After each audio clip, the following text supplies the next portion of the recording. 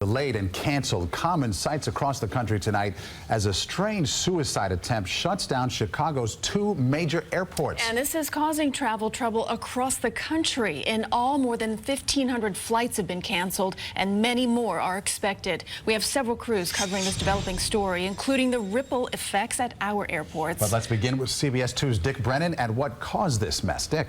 Well, Maurice and Christine, an early morning fire set by a man bent on suicide forced the evacuation of a control center in suburban Chicago, and it's not clear when travel would get back to normal across the country.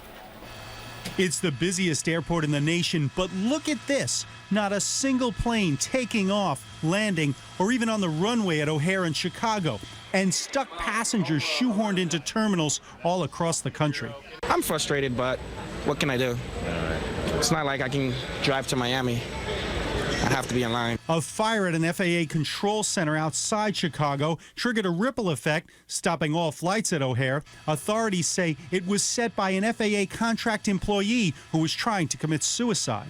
We located a male suffering from non-gun related self-inflicted wounds. Police say there were no ties to terrorism, but by midday, some 1,800 flights had been canceled in and out of Chicago alone. This afternoon, a trickle of planes began to take off, but nobody could be sure when full service would resume. Our flight boarded, we departed the gate, and stopped. Carol Baldwin and her husband were on their way to Detroit for a family wedding. Unfortunately, I will not be at the rehearsal. I will not know how to do my part of the wedding, but it's just reality.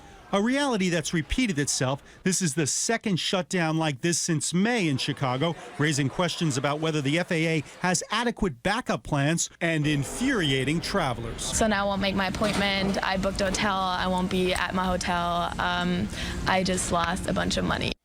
The suspect in the case is in the hospital in serious condition with cuts to his wrists and burns on his body. Another employee was treated for smoke inhalation.